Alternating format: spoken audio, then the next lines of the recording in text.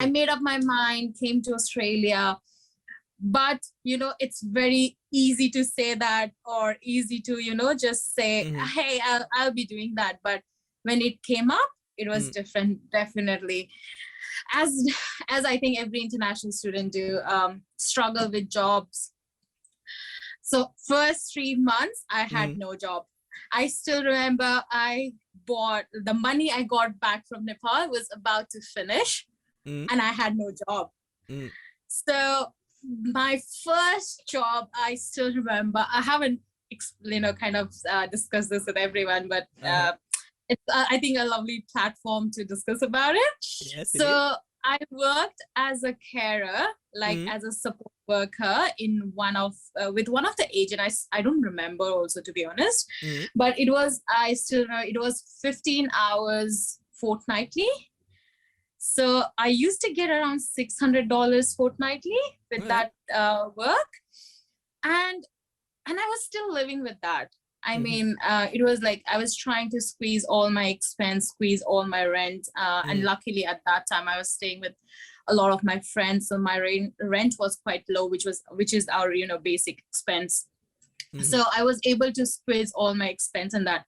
Do you remember what was your weekly expenses like back then? I think it was around like $250. I still used to save like $50, to be honest. I used to spend my week for like $200 a week, like with everything. Yeah, me too. I think $250 used to be my weekly expense, including rent, honestly. Yeah. And now now it's like double of that, and it seems like it's not enough. I think human needs increases with time and with the resources that comes up. Yeah, and then I was, of course, not happy with that, of course, because, I have been always a very pampered kid. Very, I was always protected by my parents, always, looked after by my parents. So when I came here, I was all alone. And, you can't share everything back to your family, back to your, family back in your country, because, somewhere down the lane that they're going to be worried. So you can't share everything with them. But yeah, so it was going on. I did that job for a month. Then I end up, so I was literally like, asking everyone for the help. And at that time, I think I even wasn't, kind of, you are new to the country. You're not new to the systems, how to apply the job or how to approach. So I think it was quite new. So I even worked in an Indian restaurant for 2 days and I did not get paid. Okay. So I mean, and I never went back and asked, because I never knew that I can ask that, if that makes sense. I mean, yeah, it wasn't cash. So like I had nothing to say to them.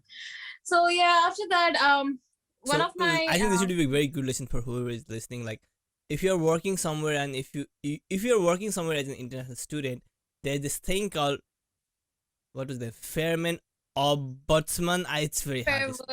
Fair Work Ombudsman, right? So there is always that branch where you can actually go and complain. Doesn't matter if you're working in cash or in tax, because when you come in early, when you're in the early days, you don't know that.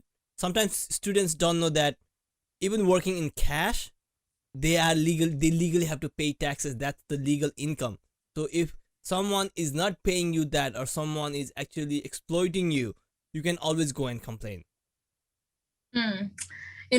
At that time, you don't know that thing, Yeah, you don't know that. So I just let it go. So after that, I ended up with a cleaning job. I think a lot of our international students do that. Everybody has, I think, I mean, everybody should do that, when you come in here. Although I always say that you shouldn't like stick to a cleaning job and you should move forward. But when you come here, you should at least do cleaning jobs for at least few months. At least you will know what it's like, Exactly. Everybody does that. Definitely. And I think it taught me a big, it gave me a lot of strength. It turned me, it took me out of my comfort zone, I would say.